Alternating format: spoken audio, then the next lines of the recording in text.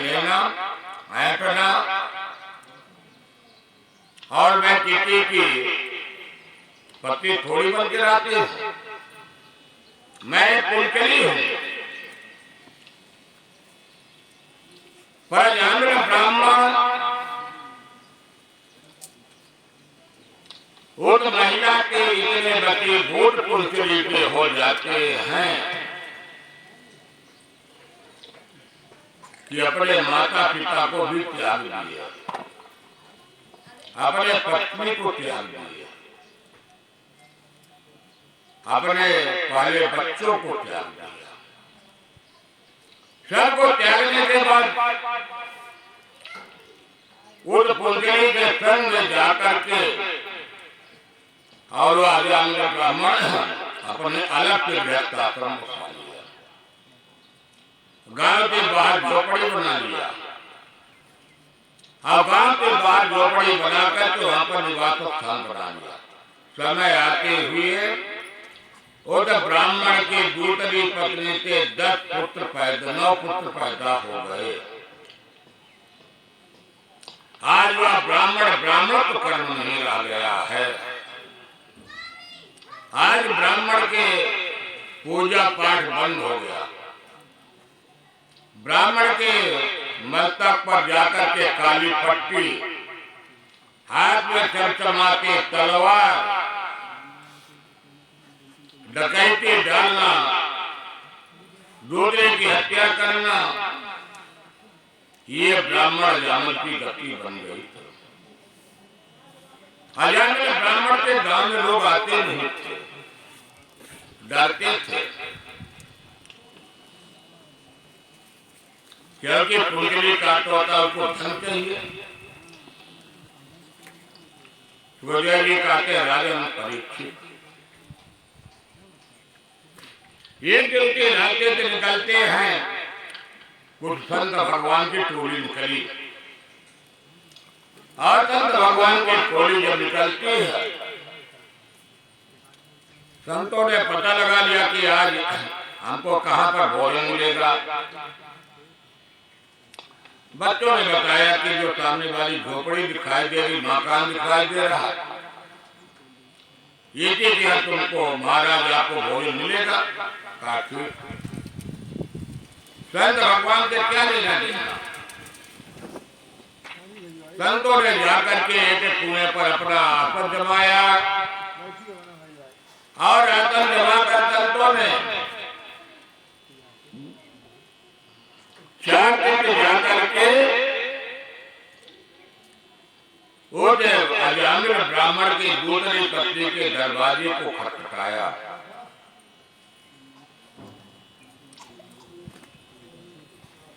वह दूसरी चिट्ठी निकली। संतों ने कहा कि आपके दरवाजे पर मंत्र जी कुएं पर बैठे हैं, आप पंचमूर्ति हैं और आज मेरी इच्छा की आपके दरवाजे पर भोजन हो जाए।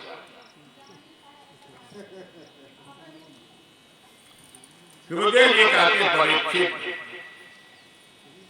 जीवन के सबसे बड़ी चीज होती सुधार, अपने गलती को स्वीकार करना, सुधार कर लेना। वह पत्नी बताती है, वह अजामिल ब्राह्मण भक्त नहीं रह गया है। ये अजामिल ब्राह्मण को आप लोग पूछ रहे हैं, वह अजामिल ब्राह्मण एक खून खाट डकैत हो चुका है।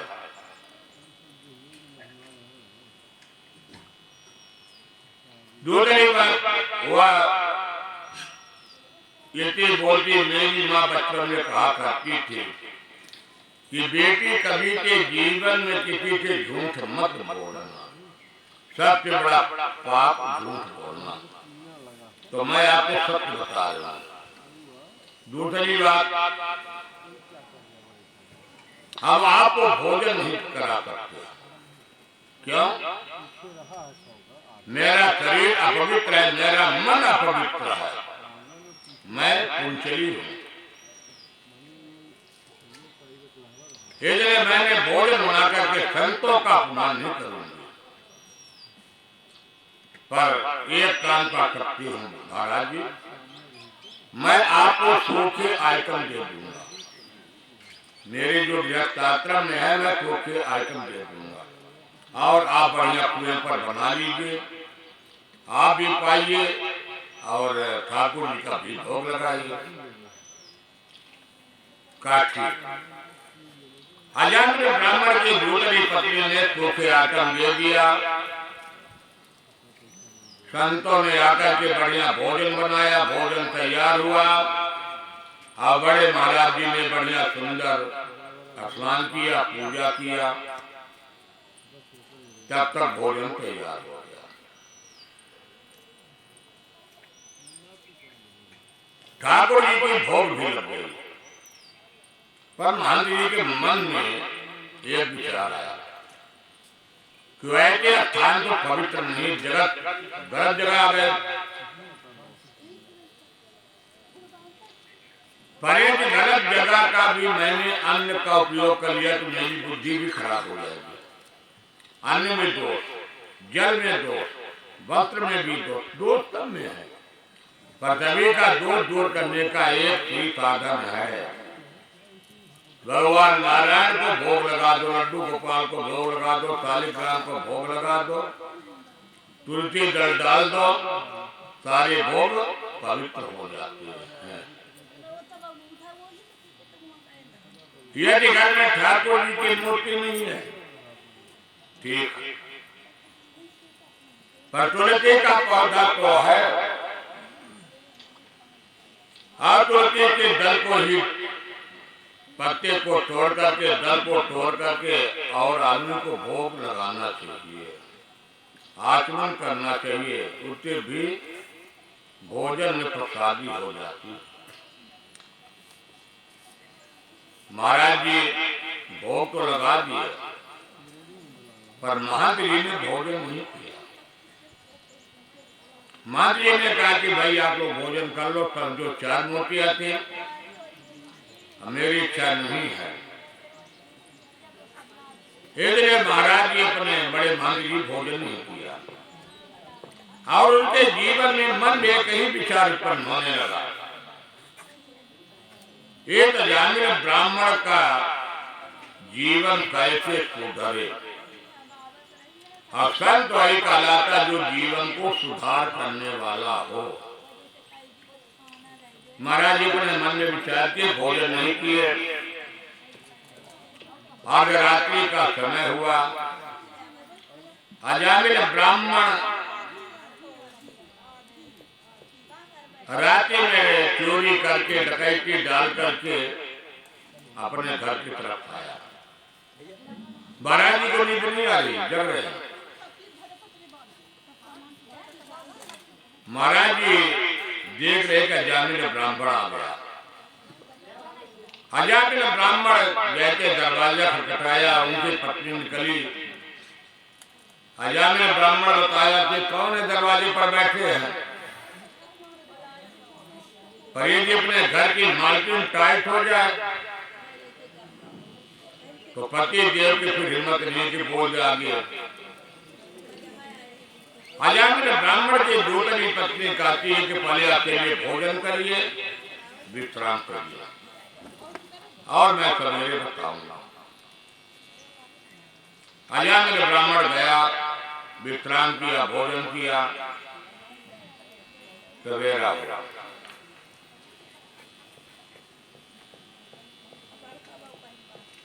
भोजन के बाद क्या है, आती दक्षिणा। संत भगवान ने तैयार हो गए, स्नान करके अपने चित्रों को भेजा कि जाकर के अजामिल ब्राह्मण की पत्नी को बुला के लाओ, और अकेले नहीं, पति के साथ आए। संत भगवान ने जाकर के अजामिल ब्राह्मण की पत्नी के सही पति आ गए।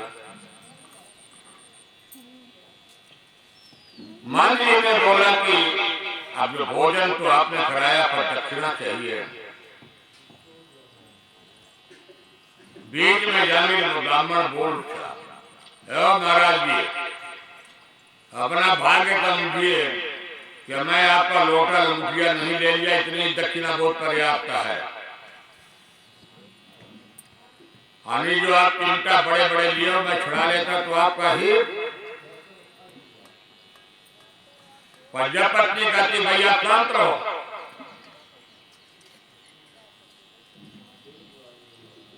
अजामिल के ब्राह्मण की जब पत्नी शांत करा देती, भाई महाराज जी ठीक है,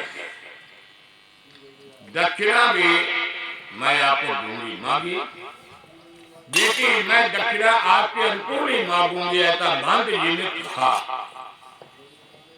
कि आपके पास दक्षिणा है और मैं अनुकूल दक्षिणा मांगू, मैं ज्यादा नहीं मांगूंगा। कहा ठीक महाराज जी मांगिए। संत भगवान ने कहा कि दक्षिणा मेरी यही है कि जो आपका दसवां पुत्र आपके गर्भ में पल रहा है, जन्म लेने के बाद इस बालक का नाम रख देना नारायण। बस मेरी दक्षिणा।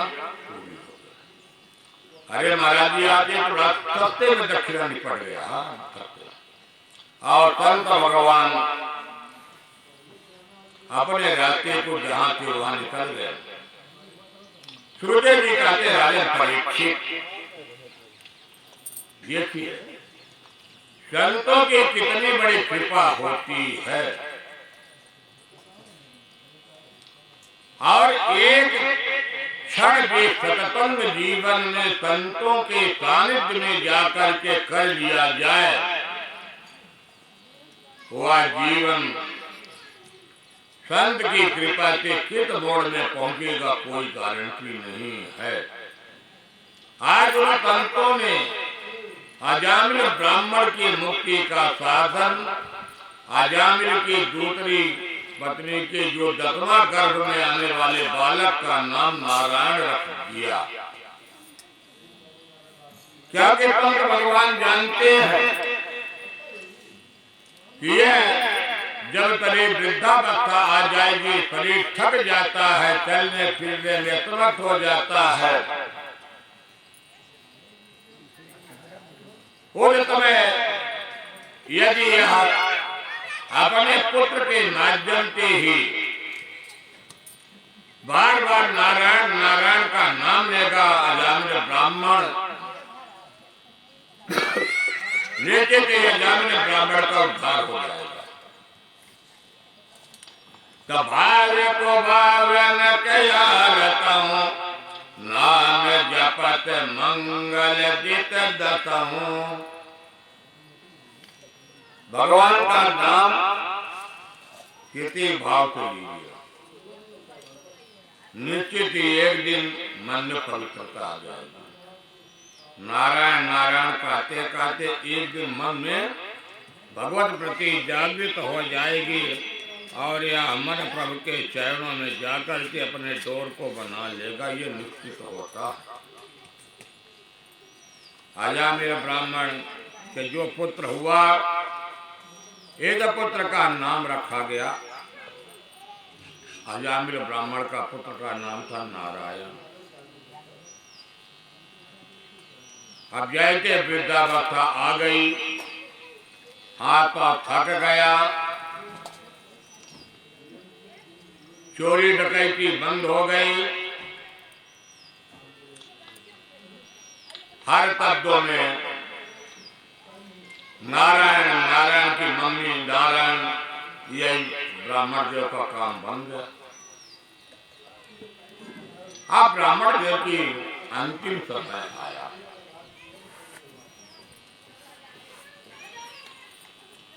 क्योंकि जीवन का दो ही चीज श्रेष्ठ है, जन्म और मृत्यु। मृत्यु पीछे से आती है। अब ब्राह्मण अंतिम समय में अपने मृत्यु शैया में पड़ा।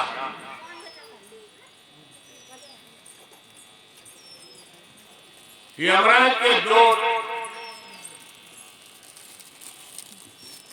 बड़े बड़े दांत वाले ये सब जाकर के बड़े बड़े रत्ती के फंदे को लेकर के आ जाते हैं। अगर जानकर ब्राह्मण परेशान हुआ कि भगवान आप तो बड़ी विसंगत स्थिति हो जाएगी, मैंने जीवन में जितना पाप कर्म किया हूं कभी भी मेरा जीवन उद्धार होने वाला नहीं। ब्राह्मण अपनी बुद्धि लगा दिया, यद्यपि बात तो सत्य है कि अजामिल ब्राह्मण अपने पुत्र को ही ना पुकारा। कटोरे जी कहते राजन परीक्षित, नहीं मौसी हमका भी है, तू ना बोल। जब मृत्यु का समय आता है, मृत्यु के समय भी अपने मुखार मंडल में भगवान नाम संकीर्तन हो जाए, भगवान का नाम निकल जाए, भाव सागर की मुक्ति का साधन बन जाता है।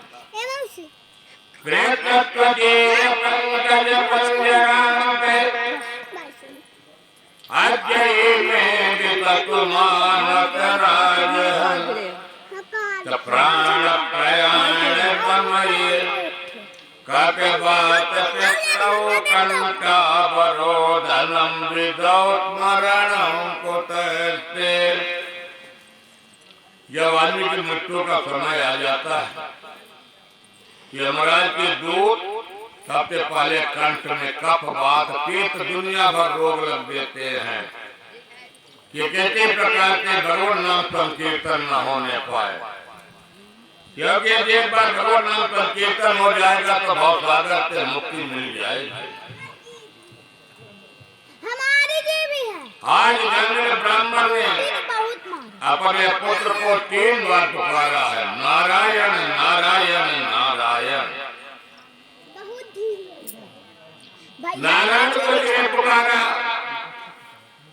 कि नारायण आकर के तेरी मेरी वाले को बचा दो, भगाओ। पर सहयोग भगवान नाम संकीर्तन अजामिल ब्राह्मण के उद्धार करने के लिए भगवान नारायण के साक्षात दूत आ जाते हैं,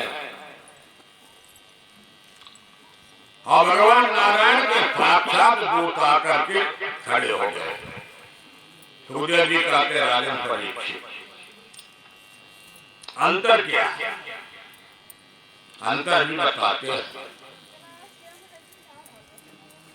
जैसे आप सभी लोग सामने बैठ करके कथा सुनते हैं, एक अलग अनुभूति होती है, कथा वाचक का भी और श्रवण करता। और जो पीछे बैठ जाएगा तो पीछे थोड़ी दिखाई देता कौन बैठा। यमराज के दो पीछे खड़े हैं, बीच में कौन खड़ा है? जमीन पर पड़ा है अजामिल ब्राह्मण ने तो सैया में, और उनके नेत्र के सामने कौन खड़े हैं? भगवान नारायण के दूत। तो दोरे के डातम पौत्रम नारायणवम प्लावितेन तैरो जावा पुरेन्द्रिया।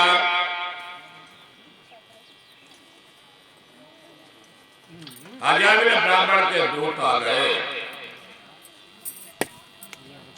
अब यहाँ पर जी कहते हैं राजन परीक्षित, बीच में जीव पड़ा है। अजामिल ब्राह्मण के अब यहाँ पर संवाद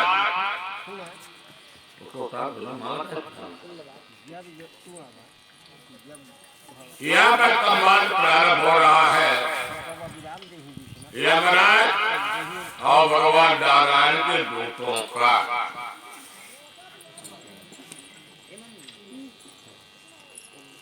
बीच में अजामिल ब्राह्मण सर्वे पद्मपदार्था पीतकौकेयवातता सकिरीटिना कुंडलिना लततपुष्करमालिना। भगवान नारायण के दूत कैसे है? पीतांबर, दिव्य पाद तक पहुंच गए हैं, चार भुजाएं हैं, पीतांबर धारी है, बड़ा सुंदर स्वरूप भी है।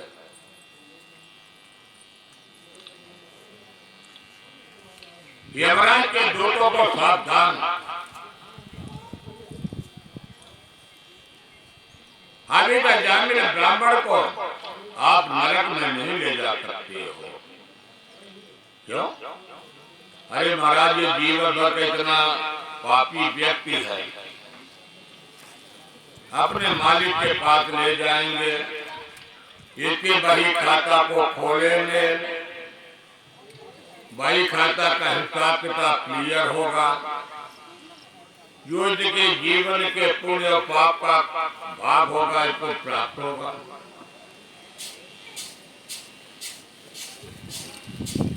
आज यहाँ पर भगवान नारायण के दूतों ने पूछा, ये अपने मालिक का स्वरूप बताओ, तुम्हारे मालिक का स्वरूप क्या?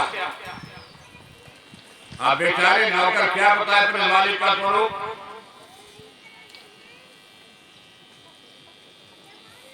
एक थाने का पुराना सिपाही हो, आप थाने के ऊपर बहुत ज्यादा देखा रहेगा कि एसपी साहब तक तो मिल सकता है। एसपी के ऊपर कौन सा पोस्ट है और वहां उससे मिलना है तो सिपाही को नहीं मिल सकता, तो सुपर अधिकारी होगा वही मिलेगा। थाने जाकर की हिम्मत नहीं होती जल्दी मिल लेंगे, तो भाई ये सुपर पोस्ट है। अब यहाँ पर पूछा जाता कि आप अपने मालिक का नाम बताओ ना, तो सबसे पहले भगवान नारायण के पार्षदों ने अपने मालिक का नाम बताया। वेद पहने का धर्म या धर्म करया, वेदो नारायण साक्षात स्वयं बोधते तत्रतमः। भगवान नारायण के दूतों ने बताया, यह जो संसार है, वेद क्यों कहते हैं? जो वेद का प्रतिपादन करने वाला व्यक्ति है, उसी का नाम है धर्म। अब वेद के लिए ही बना किया गया उसका नाम है अधर्म। तो वेद का नाम है स्वयं भगवान नारायण का। परमात्मा के पार्षदों ने अपना परिचय दिया।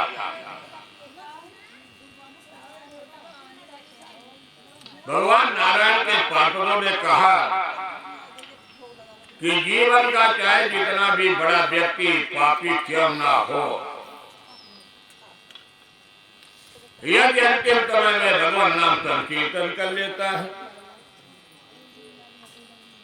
भगवान का कीर्तन कर लेता है, उस व्यक्ति का जीवन में उद्धार हो जाता है।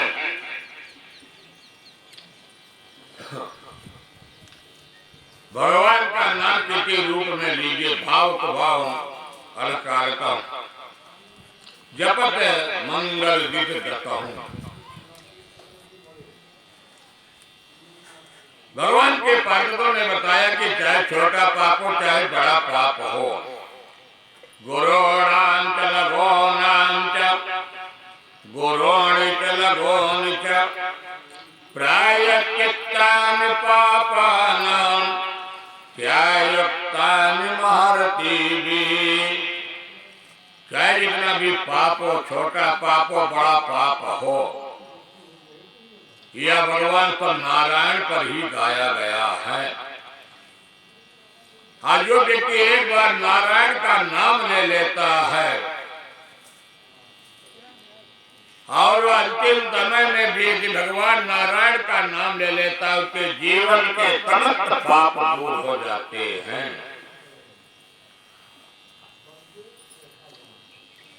बीच में जीव पड़ा है अजामिल ब्राह्मण, अगल बगल भगवान के सामने नेत्र के दूत के भगवान नारायण के पार्षद, पीछे यमराज के दूत। अजामिल ब्राह्मण मन में बड़ा प्रसन्न हुआ और अजामिल ब्राह्मण अपने मन में विचार करते हुए प्रसन्न हो रहा कि ना जाने भगवान कितने मुझे योनियों में घूमना पड़ता, इस पाप की घड़ी के बेला में मुझे जाना पड़ता। भगवान आज आपकी महिमा को मैंने सुना था पर आज नेत्रों ने देख लिया।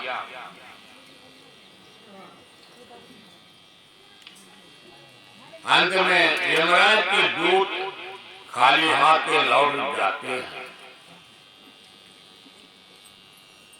और यमराज के दूतों में खाली हाथ लौट करके चले जाते हैं।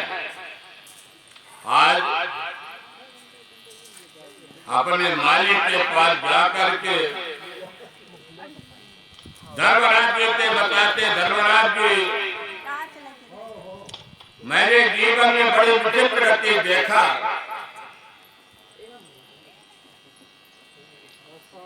इतना बड़ा पापी व्यक्ति और आज एक बार भगवान का नाम संकीर्तन किया, अपने पुत्र के माध्यम से भव सागर से मुक्ति मिल जाती है। धर्मराज जी ने बताया कि संसार को 12 लोग आज भी जीवित हैं, चिरंजीवी हैं। स्वयंवर नारदो तंबो कुमारो कपिलो मनु प्रहलादो जनको भीष्मो बलिर्ययुर्त्रिम्बया। आज भगवान के पार्षदों ने बताया, धर्मराज जी ने अपने दूतों को बताया कि आज भी 12 लोग चिरंजीवी हैं। कौन कौन?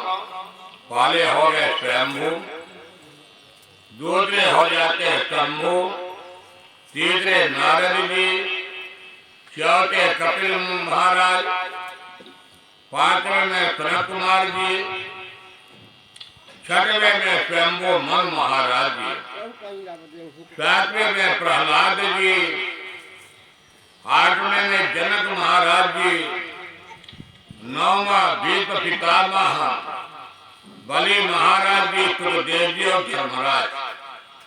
आज 12 लोग चिरंजीवी हैं और यही 12 लोग अपने इस पृथ्वी के संचालन करते हैं। 24 अवतारों में भगवान का 2 अवतार श्रेष्ठ बतलाया जाता है, राम अवतार और कृष्ण अवतार।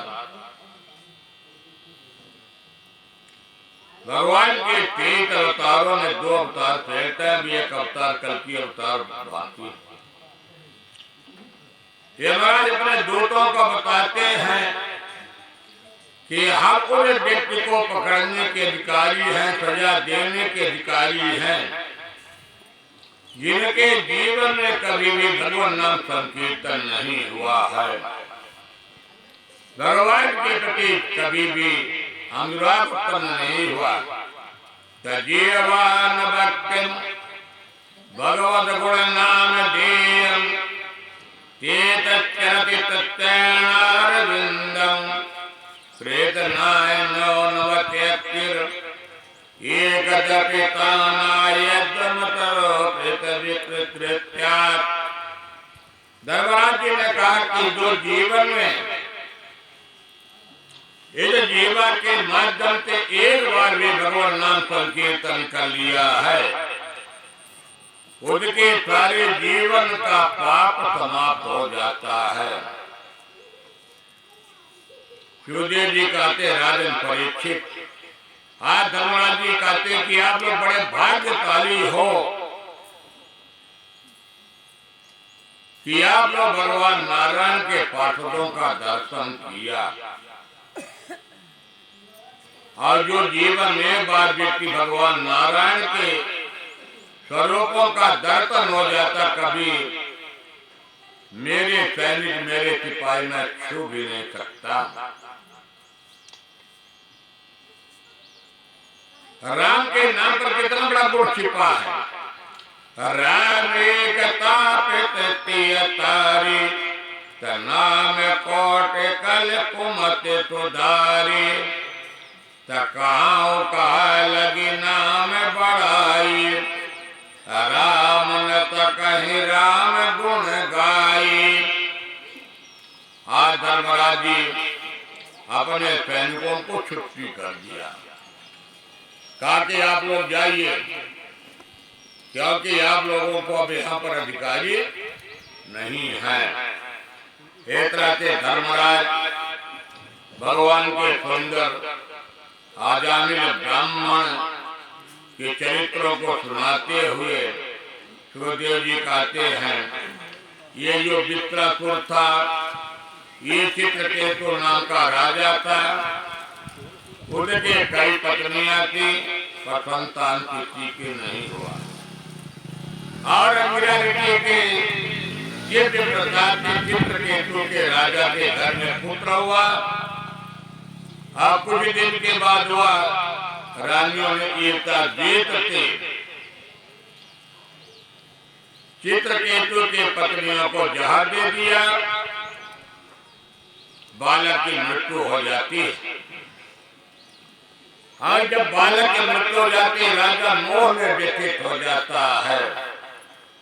अंग्रेजी आते हैं, राजा चित्रकेतु को उपदेश देते हैं कि राजन यह संसार है, किसी का न कोई पुत्र है, न किसी का कोई मित्र है।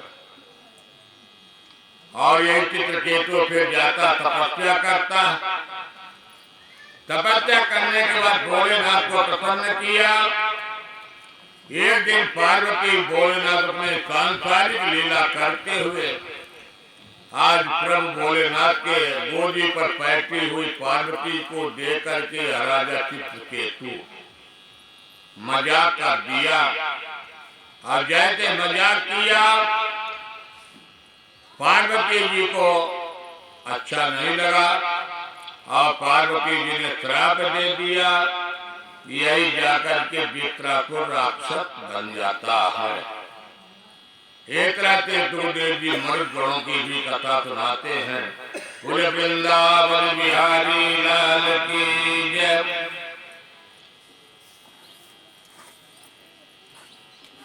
समय प्रिया ब्राह्मण भूतान भगवान प्रेम इंद्रत्यारते कतम दैत्यान बधीर वेतनो यथा।